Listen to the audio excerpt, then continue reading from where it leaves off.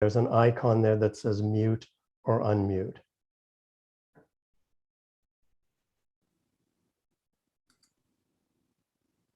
Not yet. Hold on. No worries, no worries. There's an icon there that says mute or unmute. Unmute. There's an icon there that says mute or unmute. Okay. Okay, so welcome everyone to What Was I Thinking? A conversation between Stephen McCauley and Sebastian Stuart. My name is Greg Newton. I am the co-founder of the Bureau of General Services Queer Division. Oops, I'm going to have to mute all again. Please don't unmute yourself unless you are one of our speakers. Okay, so I am the co-founder of the Bureau of General Services Queer Division. That is a queer bookstore that is inside the LGBT bookstore, the LGBT Community Center on West 13th Street in Manhattan. And the Bureau has been there since 2014. My partner, Donnie Jochum, and I started the project back in 2012. And we're almost 9 years old. And we are back open. Our physical store is back open at the center. We are open Wednesdays through Sundays from 1 to 7, but we're still doing lots of virtual events like this. So we're happy you were able to join us. Some of our events are hybrid, some are just online. So if you're ever looking at our events, please make sure which one it is. But tonight we're all virtual and we're glad you were able to join us here. So I'm going to introduce Stephen and Sebastian, and then we're going to get started with a reading, and they're going to have a conversation. And if anyone in the audience has questions, we'll have time for that at the end for the last 15 minutes or so. And you can either put those questions in the chat function and I can read them aloud, or you can unmute yourself and ask the question, as long as you all don't get too unruly.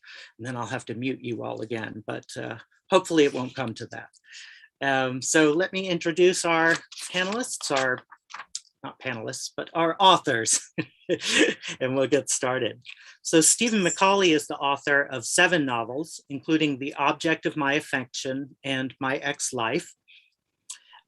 Several of his novels have been national bestsellers, and 3 have been made into feature films. He directs the creative writing program at Brandeis University.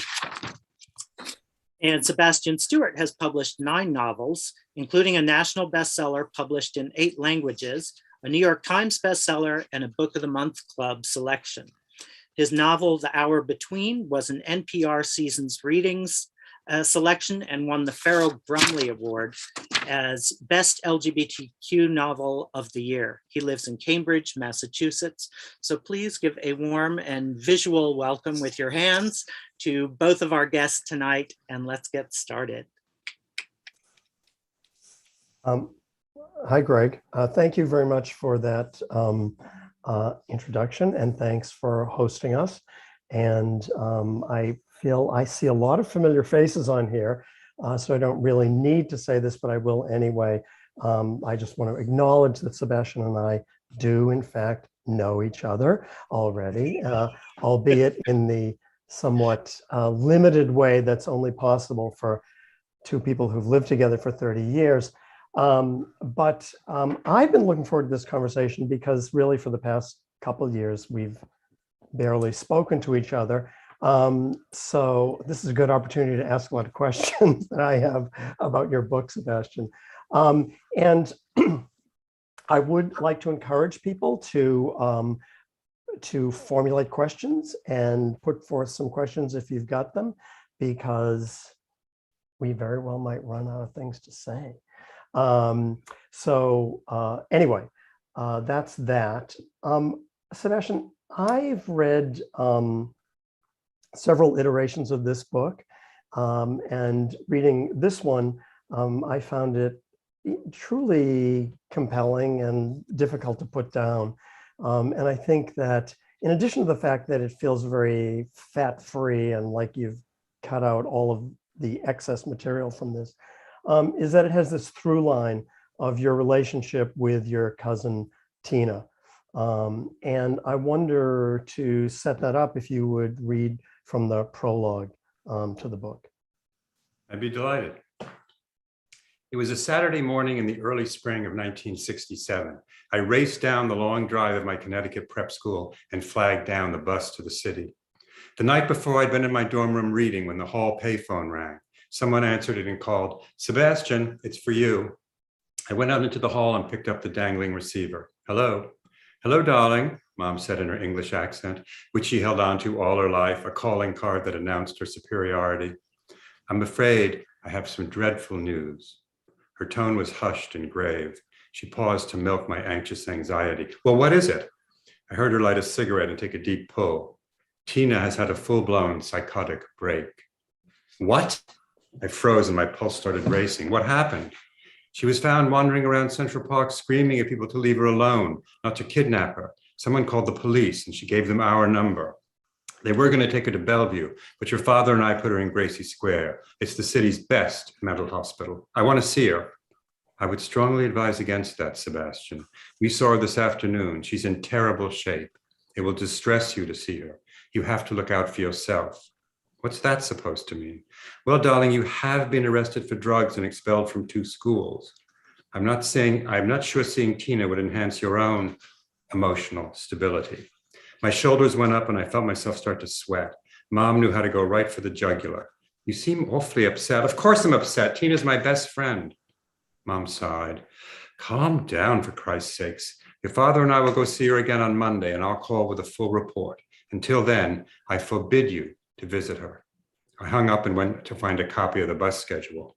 On the 2-hour ride into the city, I couldn't sit still, obsessively replaying Mom's phone call in my head. I had a vague sense that my life was about to change in a serious way. From the bus window, I saw 2 black horses galloping across a field, manes and tails flying. Maybe I shouldn't have been so shocked by Tina's psychotic episode. Over the last year or so, she'd had bouts of acting remote and strange, clamming up, a faraway look in her eyes. Sometimes she lay on her bed like a corpse for hours at a time, staring up at the ceiling. My powers of denial kicked in early, though, and I hadn't dwelled on these episodes. Everybody gets moody. She would sort it out. Tina was my cousin, and so much more. She was my best friend all through my childhood, a fellow seeker of all-day adventures. We finished each other's sentences, and we were both fascinated by the macabre and exotic, by outsiders and misfits. Our friendship was rock strong, the great article of faith in my life. And now this, screaming paranoid rants at strangers in Central Park. When the bus finally pulled into the Port Authority bus station, I raced outside and hopped into a cab up to the hospital. After signing in, I took the elevator up to Tina's floor, where a nurse showed me to her room. It was sparse and immaculate, with 2 neatly made beds, 2 dressers, and a framed Matisse print on the wall. It smelled like clean linens and floor wax with a slight pine salt tang. No snake pit, this. Tina was sitting on a straight back chair, her hands clasped in her lap, looking straight ahead. Her mouth was opened and her eyes were wide, as if she was in shock and had seen something so terrifying and grotesque that it had frozen her in place. She was wearing a hospital-issue nightgown and backless slippers with socks. I felt an immediate urge to recoil, to run away. "Tina," I said. She looked at me and it took her a moment to register who I was. They had her seriously medicated. "Sebastian," she said wistfully, as if I was someone visiting from another lifetime. Maybe I was. "How are you feeling?" She raised her eyebrows in thought and said, "Crazy." She smiled, a tiny, wan smile. "This place ain't too shabby," I said, trying to lighten the mood. "I guess rich people go crazy too." Her speech was slow and deliberate. There was a silence and I said, "You'll get better." "Will I?" I didn't know how to answer. Glib optimism seemed insulting and hollow, but I didn't want to hear any of the details about the hospital or her breakdown. I could barely handle the gist that she went psychotic in Central Park. I wanted to push away the discomfort, so I started blathering about school and hearing from colleges. Tina frowned and I realized she wasn't in school anymore and might never go to college. There we were, 2 friends who never ran out of things to talk about, stunned into silence. Finally, Tina said, I want to lie down now. She shuffled over to the bed and lay down, arms at her sides, staring up at the ceiling. This was the position I discovered her in several times over the last year. I walked over and smoothed her hair. I love you, I said. Her head stayed immobile, but her eyes moved to me. She looked at me for a moment, and then her eyes began to well with tears. She looked back at the ceiling. I'll come visit again soon. You hang in there. I leaned down and kissed her on the forehead. She didn't respond. I walked outside feeling gutted but oddly hopeful, which may just have been another word for denial. At least her illness had come to a head. Mom had assured me she was in the city's best mental hospital. The doctors and nurses were trained to help people like Tina. She'd get better, right? It was a bright, mild day with a hint of a loamy spring smell in the air. But as I walked past families on weekend outings, my hope evaporated. Mom was right. Tina was in bad shape. Something was seriously wrong with her. My breath grew short as my anxiety spiked. New York City was my hometown, but it suddenly felt like a forbidding foreign land. The streets I loved to roam looked unsettling and unwelcoming, off kilter with a hint of menace. The ugly post-war white brick apartment houses that lined the avenue looked grimy and cheap, the curbs filled with litter, a city in decline. Tina and I, inseparable, joking, knocking about, having deep discussions, taking epic bike rides. Would we ever have that back? Or were we in Tina's after? No, our after, where everything had come unglued and the roadmap to our future was suddenly written in Sanskrit. Would I be left to navigate on my own without my best friend? I remembered Tina's stunned expression as she sat on that straight back chair. She looked so vulnerable. I felt a wave of sympathy and sadness. I also felt the first stirrings of survivor guilt. Yes, I was glad it wasn't me in that hospital room, but why had Tina gotten sick and not me? Was it genetic? If so, did I also carry that gene? Was she sick because of her unstable childhood, her detached and undermining mother and absent father? Maybe it was simply bad luck, the wheel of a bitter fortune landing on her name. It would take me years to untangle the answers to these questions about my family. The quest hasn't always been pretty. In fact, it's gotten seriously ugly at times, but I needed to figure it out for Tina and for me.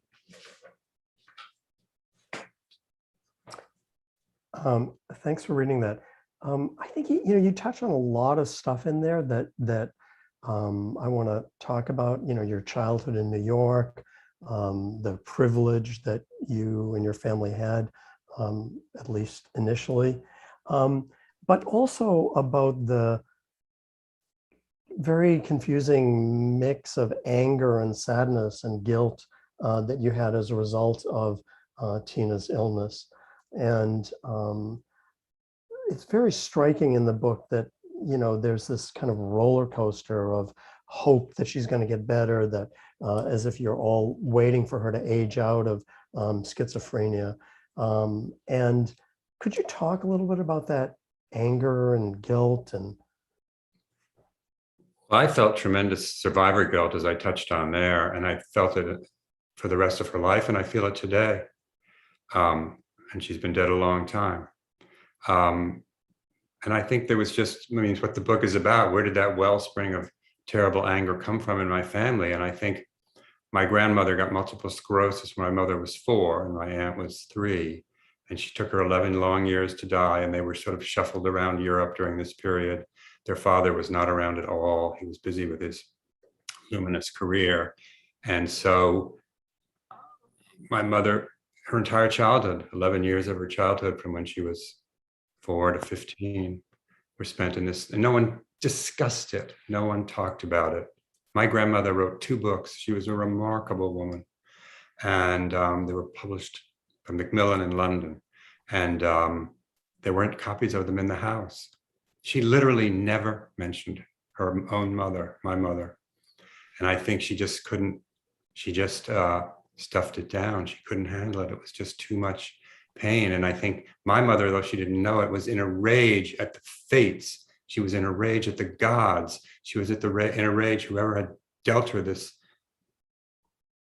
terrible, heartbreaking reality. And I think her sadness was too hard to deal with. So I think she retreated it morphed into anger, no doubt, probably subconsciously. So that's why I think where a lot of the anger comes from. I think in all families with severe trauma like that, I think you can trace these things back. And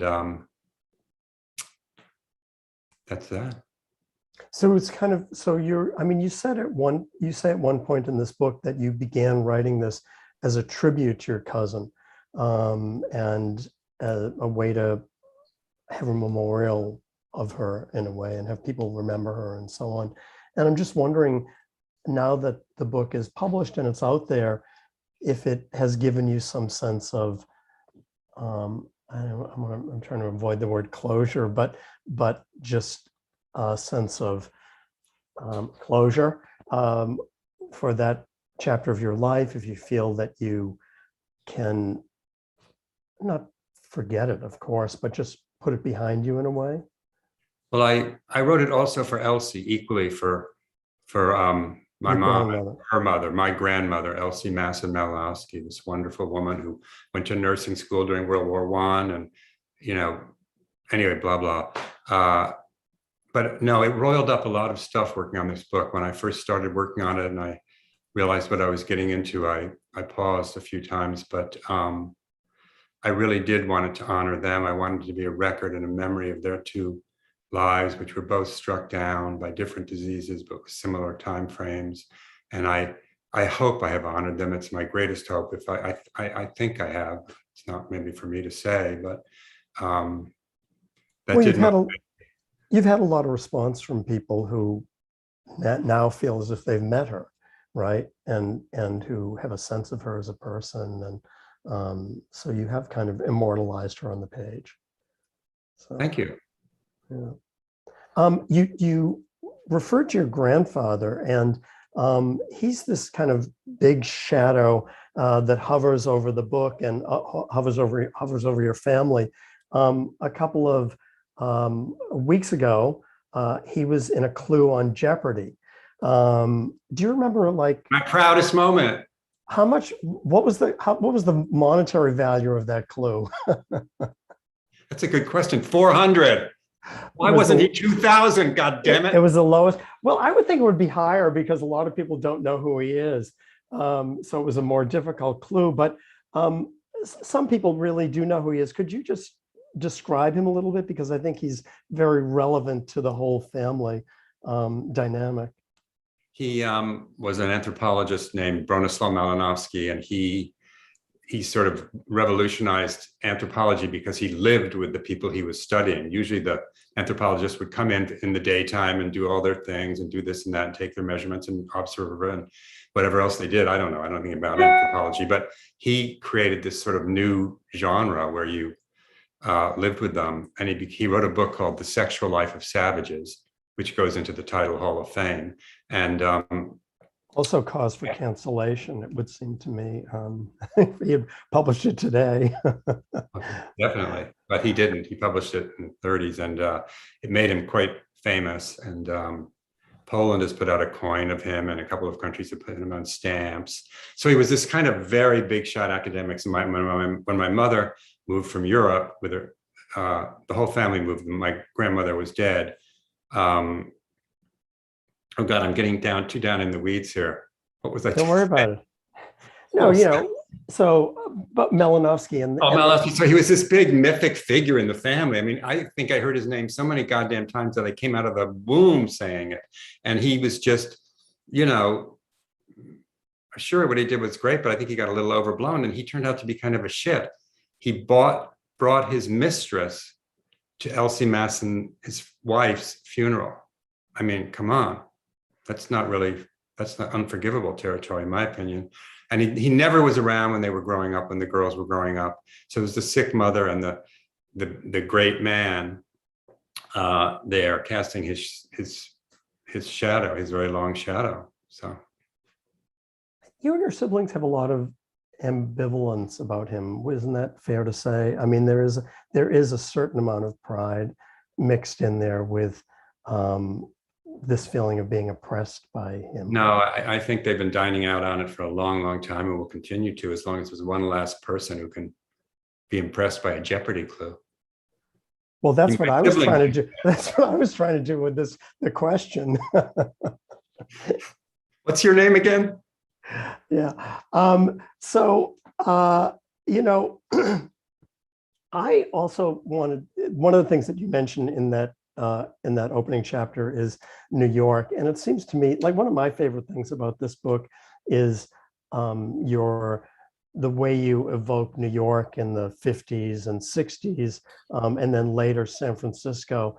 And I mean, it's just such a completely, I mean, obviously, it's many, you know, it's 70 years later or whatever, but could you just 70 years later.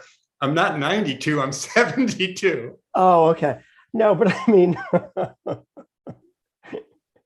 but could you talk a little bit about like what New York New was York like was in your amazing. childhood? I was born in Greenwich Village and the McDougal Sullivan Gardens, which are these very famous architectural garden. And there's 2 rows of identical townhouses between Houston and Bleecker and McDougal and Sullivan. And every townhouse has a private garden, and then there's a big communal garden. It's really like beyond, it's just Shangri-La. And we lived there, and then they moved to Westchester. We moved back, we moved to Central Park West, and we lived on the 3rd floor, and my bedroom looked right out across Central Park West, and it was the most popular cruise area in the world at the time. Every night, thousands of men would go up and down the avenue. So this little boy didn't think he was the only queer in the world. And also it was kind of exciting. And, but the city itself was in complete decline. I mean, it just, the curbs were full of garbage. The subways never run. The subways were disgusting, rats running everywhere. Nothing worked, all the sanitation, nothing, the buses, the subways, everything was dirty, and it just, the middle class had fled the city for the suburbs. And, you know, it just, people really, like, people look at me like, yeah, sure, dude, when I tell them what it was like back then. But it really was that down on its heels. It was like, you know, all the major cities were, you know, except for the ones in the Sun Belt, I guess. But it was really just kind of depressing, but kind of lovely and wonderful and grimy and sleazy and cool. Yeah.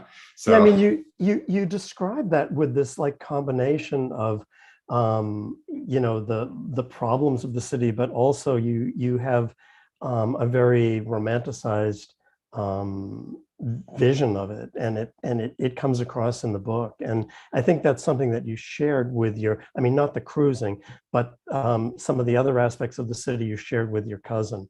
You know, a lot of them. We would go into the Metropolitan Museum of Art, and literally there would be 2 or 3 dozen people you could see. I mean, that cavernous Great Hall would be empty. The Museum of Natural History, which is just a few blocks up from where we lived, you know, it was just really, the wings were falling off the moths that were pinned to the velvet. You know, the whole thing was just dirty, and was nobody there. And then it began with John Lindsay, because he started to bring in the best and the brightest. He was the first Republican mayor in a long, long, long time. So he wasn't as beholden to some of the forces that be. And it turned around, and that's been exciting to watch. But it was just it was really a struggling city. And so it was fascinating. And it was nice that you could go and have all these places to yourself. You know, you go to the movies and there'd be 15 people in the theater, and I don't know, it was kind of great. I mean, since you bring up the cruising in Central Park West, you know, you were in this very highly sexualized environment from a very young age. Of, you know, you describe looking out and seeing all this activity, and I'm sure participating in it. And you know, you talk about turning tricks in Grand Central Station as a young teenager, and so on. Not in Grand Central Station, in hotel rooms. Well, but you would meet them in Grand Central Station. Yeah. Oh, what? Oh, you're like, you were higher class than that. You were objecting to me saying. Well, where would you go? Where would you do it? Anyway. Well, I don't know. Anyway, but you know, I think the point is that you know, and your parents were in these very kind of elite intellectual circles, and you talk about, James Baldwin coming over for dinner and so on. And yet you found it very difficult to come out to them. That seems like a kind of surprising, to me, it was surprising. Well, the things that were so different then, homosexuals were pariahs. The idea that we could have children or, and get married it was science fiction. I mean, nobody even thought of it because it was so totally out of and we were absolutely denigrated and mocked in all of popular culture, the politicians, the Catholic Church, which was so powerful, just went out to destroy us. I mean, so there were all these forces. Here was maybe our own feelings about ourselves, nascent, deserving these freedoms. But on the other hand, was this tremendous continuous wave of negation. And so, it was sort of a real split. And later it went in one direction, thank God. But what happened when you did come out to your family? I mean, there was... my mother said, I think you should try sleeping with a woman. And my father said nothing. Did she offer her services? I cannot believe you asked that question. I mean, I know you two got along, but anyway. No, she didn't offer. My dad said nothing. But my dad was the greatest guy and a true liberal. When I was about 10, one of my sisters said to him, "What's a homosexual?" And he said, "It's a person who loves someone of the same sex." So that's pretty gorgeous in my mind to say in 1959.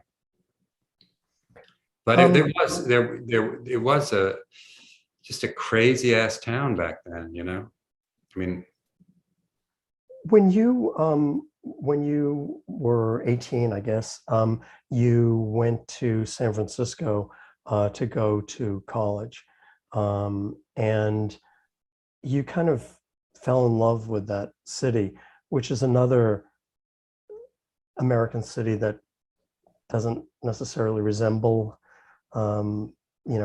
today you wouldn't recognize it as it was then. And it seems like, I mean, I often say to people, well, like Sebastian and I live together, but really he lives in San Francisco, because I feel as if you still live there in your mind in a way.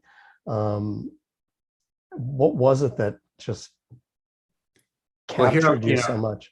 I knew the East and I knew Europe and just getting off the plane and going up to Nob Hill and Russian Hill, and the first night I got there and looking down at the valley that is North Beach, and I couldn't believe a place could be so beautiful. It was just felt completely unmoored. The architecture in those neighborhoods is mind-blowing. To this day, when I go there, I just go into ecstasies over it. And the hills, plus the culture there was so free and so loose. The Catholic Church didn't have the kind of power it did in the East. Everything seemed just a step ahead, a step more liberal in a truly great way. Plus, this was 1967, September 1967. I was 17.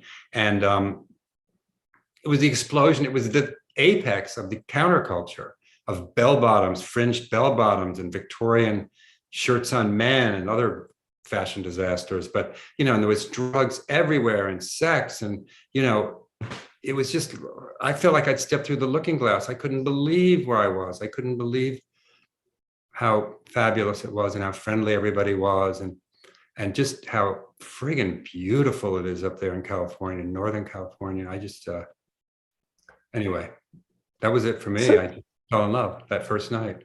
So you went there ostensibly to go to college, but you, as far as I can tell, you were in school for 7 years and you were still a sophomore when you left. Is that accurate? Well, if you saw my transcript, you'd know I took sailing. But for 7 years? Probably. I think I failed it, just to get the credits. But I did stay in school after I'd stopped going because the checks were coming from Dad, and why mess with a good thing? Yeah. I mean, it doesn't, well, anyway, I guess we could talk about your relationship to education in some detail later.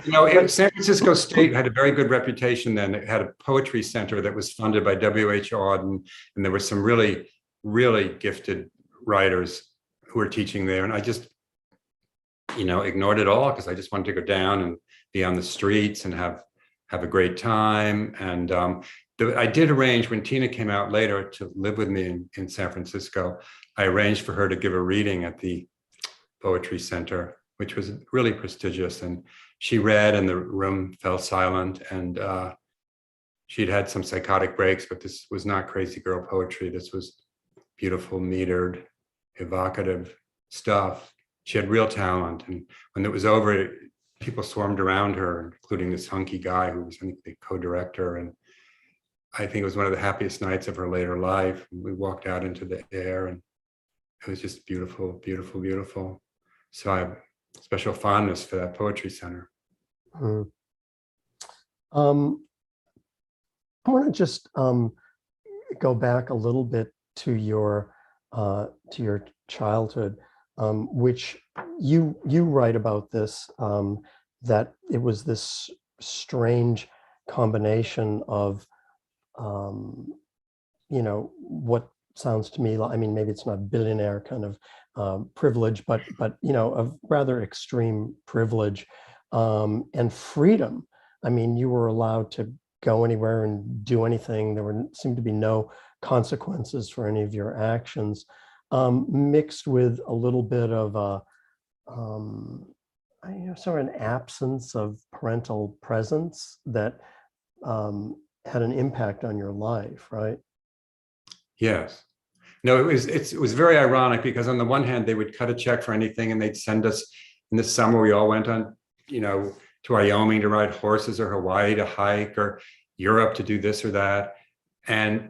But they would also just go on your own. I mean, I hitchhiked across Europe alone when I was like 14, and it was like, so we were learning this independence, but on the other hand, financially, which is very real, we were learning complete dependence. So it was like, my head was so far up in the clouds, I wasn't tethered to the planet in terms of what the reality is about going out and making a living and stuff. So it was very traumatic when Dad flew out. He was working on he was a filmmaker and he's working on some show, I forget, for one of the networks. And he took me to breakfast at St. Francis, the posh hotel. And then he took me home, and I was saying goodbye to him outside, and he looked very pained. And he gave me this speech about how expensive everything was and how he didn't have that much money left. And he said, "What are you going to do for a living?" And I said, "I want to be a poet." And he said, "Well, that doesn't really pay very well." And it didn't sink into me. I was lost in my solipsistic, narcissistic bubble. Everything was fabulous. Everything as it relates to me. I wasn't going to spend any time worrying about that shit. And I didn't really believe it because we've been so kind of, spoiled. And yeah, you talk about that. I mean, you say here, I had no confidence. I often hid in my room, lonely, too shy to venture out. I was given independence before I knew how to handle it. Everything was paid for as if by a magic wand. I had only vague idea that people actually did jobs they hated just to survive. I mean, it's very striking, and this combination of privilege and freedom, and yet emotional, I don't know, stinginess is maybe not the right word for your family, but there was kind of an absence of something there at the same time, it feels like. I know that privilege isn't, and mine ran out, believe me. I had every job from cab driving to cater waitering to medical transcriptionist, and on and on and on and on. I mean, I lived on just every dime I earned doing crummy jobs for quite a while. But privilege isn't really sympathetic, and neither is the loss of privilege. Most people are going, yeah, they lost it, including me. If I saw, if Elon Musk lost all his money. But our lifestyle wasn't as wealthy as you make it sound, really. It was a little bit weirdly, mine would get all weird and threadbare now and then, and I don't know. I'll shut up. It looked so exotic from it was fun, believe me. It's a lot of fun. Yeah. Could you, I mean, as an example of this, there are some very fun passages in here about, like what your summers were like. Could you read a little bit about the trip to France that you were sent on to learn French? I see that our friend Hélène Jacob is here from Quebec. She knows how well that worked out. Well, this is not Quebecois. It's, in August 1964, when I was 14, Mom, in an effort to improve my French, booked me to stay with a French family in their chateau for a month. Apparently, they were minor royalty, a vicomte and vicomtesse, and they had a chateau, and their chateau was surrounded by a vast estate. I flew into Paris, and Mom picked me up, and we got a rental car, and we drove to the chateau. As we headed up the long drive, we passed farm workers with bales of straw on their backs. It looked like a Bruegel painting, and Mom said, "Aren't the peasants picturesque?" The vicomtesse greeted us on the front steps. She was a large, buxom woman, grand and formidable, who bore an uncanny resemblance to Margaret Dumont, the pompous foil of many Marx Brothers movies. She ushered us into the chateau and then into a sumptuously furnished parlor where we all enjoyed tea brought by a uniformed servant girl. Mom and the vicomtesse chatted away in French while I ate the cookies. It was all very la-di-da, and I thought I was going to be in for a deliciously cushy month. Then, as soon as Mom left, the vicomtesse turned off the charm machine and barked to an older servant, "Show him where he's sleeping," and walked away in curt dismissal. My room was barely furnished, the narrow bed and an ancient lumpy mattress. I soon learned that most of the chateau was threadbare at best. It turned out that the vicomtesse, who had 13 children, were land poor. The estate didn't bring in enough money to pay for maintaining the chateau, not to mention their brood, which of course is why they tolerated the indignity of taking in insufferable American kids whose parents were impressed by their titles. Another summer, Mom parked me with a family in the English countryside for a month. Like most families that took in boarders, there was some resentment. There was an all-female household, aunts and daughters and a powdery grandmom. They had an enormous house with spreading wings filled with little nooks, crannies, and window seats, all very cozy, crinkled, and Englishy, especially on rainy days. The English family's entire world centered around late afternoon tea. Anticipation built during the day as baking smells wafted out to us from the kitchen, which the cook forbid us to enter. Wait a minute. And trips were made into town to buy cottage cream and other goodies I'd never heard of. The dining room table was vast, and the massive table, I mean seriously massive, was filled from one end to the other with every variety, sweets of every variety, including the dreaded Puckerfest blueberry pudding. There were a few savories thrown in for show, but practically no one touched them. We would sit there and stuff our faces for an hour as the woman chatted about Englishy things like dogs and the royals and what to have for tea tomorrow. Okay, I just heard I've been nominated for the worst reading of the year. That sounds a lot like your afternoons now, actually. Right, I've come full circle.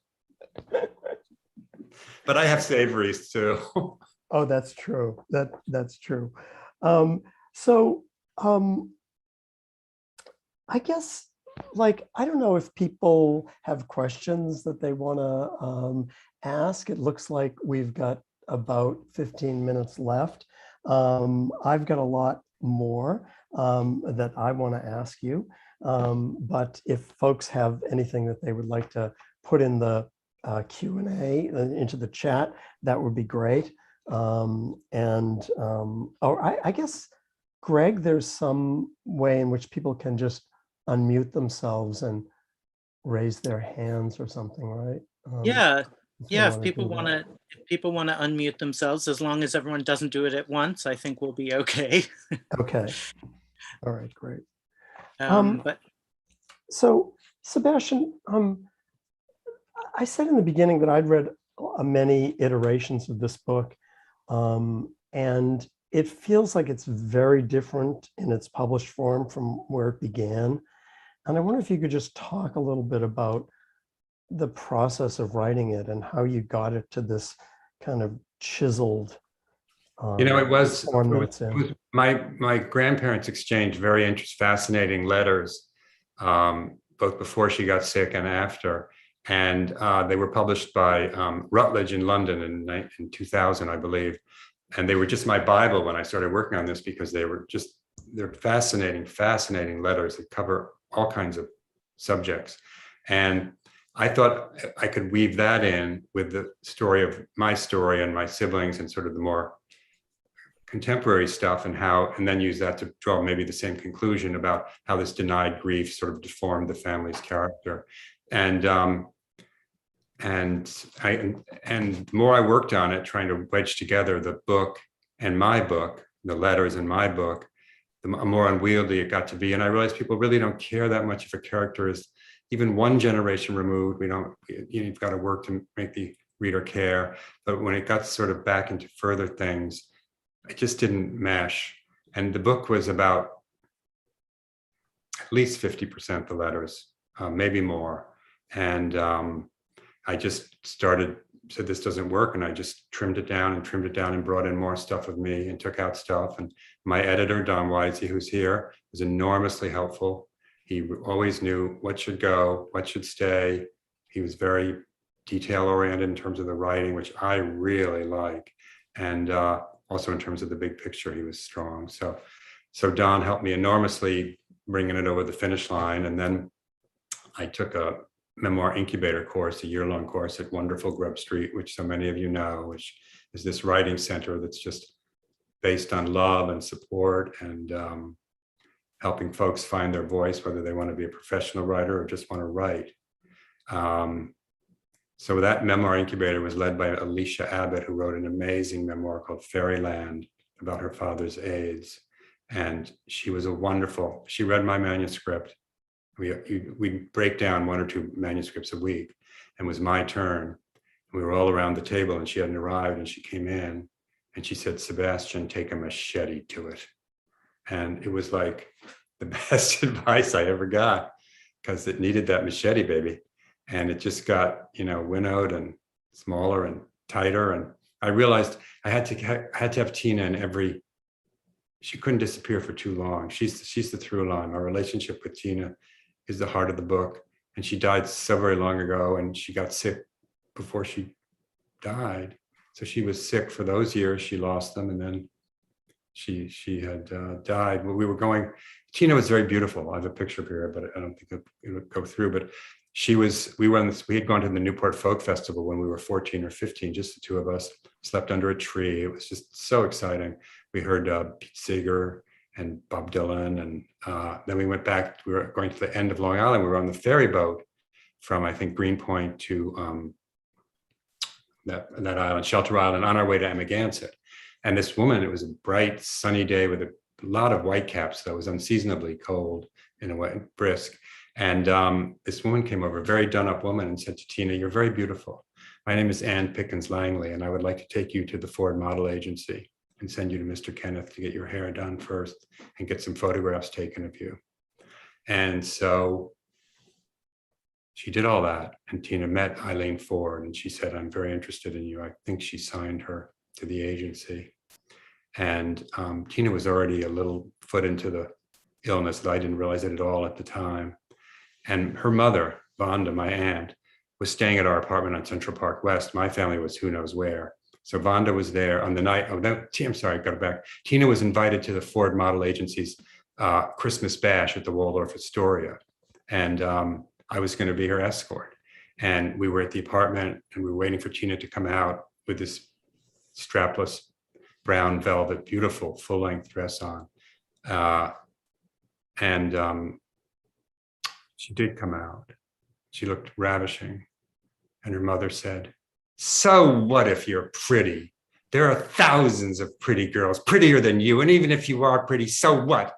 What are you going to do? What are you going to do for money? How are you going to earn money? How are you going to live? You're not that pretty at all." And it just went on and on and on. And I went into shock that I am still in. When I think about it and talk about it, I get nauseous. It was so unbearably sad. And Tina stood there just overwhelmed on some other planet. And then she said, "You're the devil, you're the devil, you're the devil." And probably in her mind, her mother was the literal devil. And we went to the party at the Waldorf, and Tina just sat there in her own world. And that's the kind of thing I think I can trace a direct line from my grandmother's horrible bout with multiple sclerosis, her death, to her daughter, treating her own daughter like that. And that's the kind of destructive, through line that, and sad, of course, it's very. Do you see any break in that legacy in your family? I mean, now you're several, Honey, I've had $100,000 worth of therapy. You don't see a little bit of progress? Yes, but I assumed that most of that was due to your relationship with, me. But what was your name again? No, but I mean, but beyond you, I'm talking about, because really this is a book about how, this kind of tragedy of your grandmother and the refusal of so many people in the family to really deal with that and confront it and grieve it, just kind of went down through the generations in some form or another. Do you still see that happening in, people who are? I can't answer that question. I can't. It's not. Can I ask you something? Sure. Yeah. Well, I was just wondering if you'd tell us something, anything about what your mother, what she thought about shop girls. That was her word. To say my mother was a snob would be one of the great understatements of all time. And we were in the Hamptons, we went to dinner at this woman's house who I thought was a great pal of Mom's. I really thought they were thick as thieves, kind of. And as we left, we were driving away, Mom said, "She knows nothing. She's a complete idiot. She's a shop girl." That was her worst insult. You're a shop girl. What's wrong with being a shop girl? I love her. But, I loved your mother and I thought we got along really well, but she did say about my mother, I think your mother is a woman who has accepted her limitations. I mean, can you imagine? Well, it was, I feel as if that's been my mantra about myself too, is accepting my limitations. It's not necessarily a bad thing. But you wouldn't let me put that in the book, but you're telling it here. Well, I know because you attribute it to someone else, I think. Let's have lunch sometime. Do you have anything? Do you have anything to say about? I don't know. What about the New York City subways? Can you tell us anything about the Prince Street bathroom? No, you're mixing me up with somebody else. I'm sorry, I missed out on that. The person asking questions is Chris Tanner, for those of you who don't know, who is one of Sebastian's dear friends from New York. And he is a wonderful artist and an actor. Hey, that's an affair time for Chris. And a singer. And it sort of reminds me that when you left San Francisco, you moved back to New York and you were writing plays. Well, initially you were acting and you actually had some success as an actor, right? Yes. I was in a Broadway play with Elizabeth Ashley, who's probably no one's ever heard of anymore. And it was a Western, and I was one of the bandits, the bad guys, which is a much more fun role. And it was written by the guy who co-wrote, I'm drawing a blank on his name, but he co-wrote Vertigo, which earns him a place in the fiery pantheon forever and ever. But he mostly was known for these sort of drawing room comedies, and then he did this Western. And it was fun. It ran only like a week or two. It got terrible reviews, but it's really fun being in a Broadway show. You get invited everywhere and all this stuff. And the people get very, when it's going to close, all bets are off. Like the director, it was a Western town and I think it was angled. It was set in the olden days and everything was angled and you could just sort of see someone at one side of the stage, pretty much hidden. So the director went back there and started going like this. Mom, I swear to God. That's such a goody two shoes. I said, I don't think that's very professional, but and then there was only the conceit of the play was there was one woman in it, in the whole play, and about 8 men. And then the last night, but this madam is mentioned a lot. The madam appeared from one end of the stage and walked across it in full drag. By the way, they picked the guy with the beard, so I don't know what the audience made of that, but then you went from there to writing plays, and you actually had you wrote an enormous number of plays that were produced off Broadway, and that was great fun. It was really fun. Chris was in a bunch of them and produced some, and we had a group of friends, and we would sort of. Jamie's here. Jamie did a lot of the sets. Is Jamie here now? Yes, he's right there. Jamie Leo, where are you? I wish I could see you. Jamie Leo is the most brilliant. I couldn't have done the plays without him. It comes down to that. He could build a set with $5 and a pack of Wrigley's gum.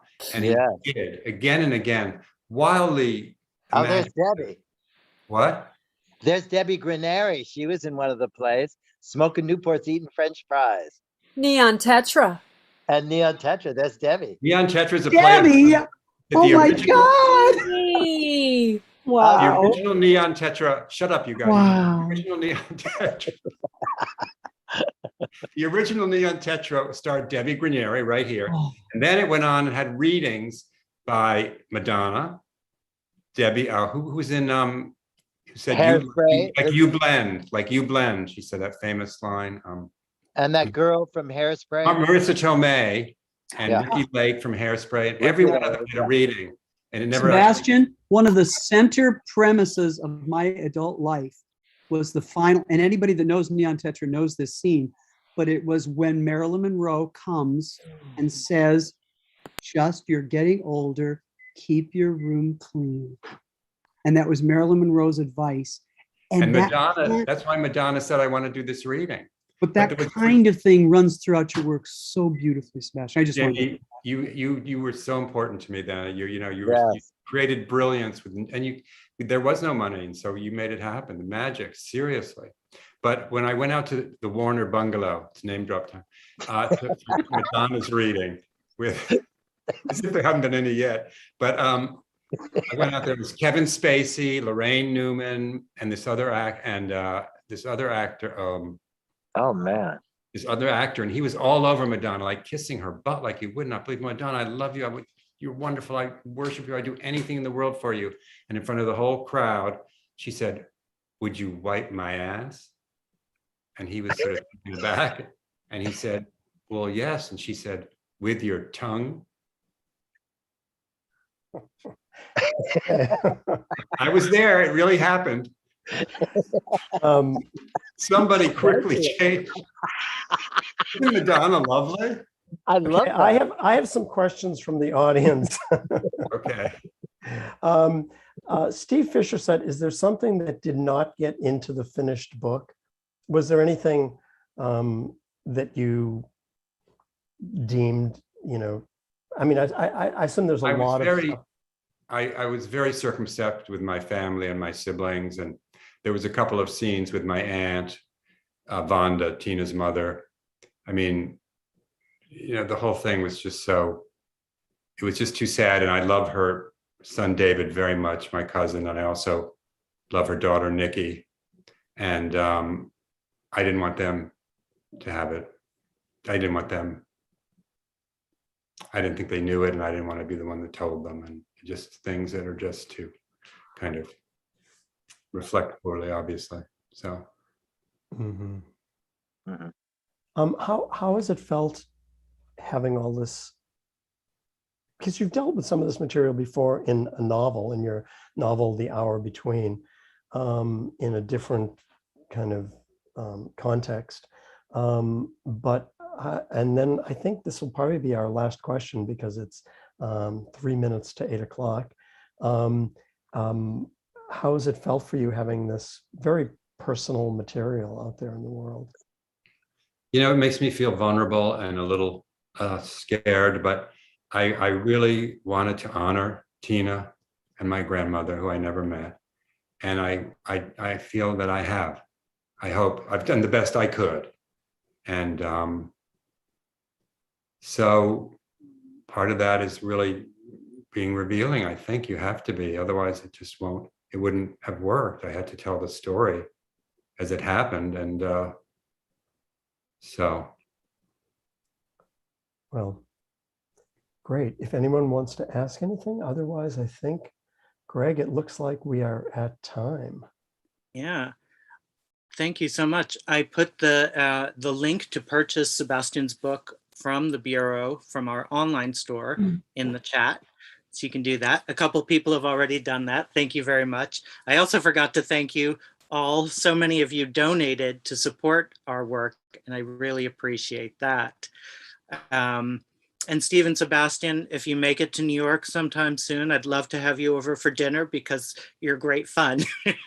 And I'd love to hear more stories. I can't believe Malinowski is your grandfather. I can't believe you've heard of him. Yeah, I went to school. I didn't. I'm just a shop girl, but I did go to school. Well, you have a lovely shop. Thank you. Thank you. I hope we can host you in person next time. Thank you very much for hosting us and for running such a fabulous bookstore. Thank you. Thank you. So this will live on YouTube. So if you know anyone who couldn't make it tonight, they can watch it on YouTube on our YouTube channel. But thank you so much to both of you for a lovely evening. I really look forward to reading your memoir, Sebastian.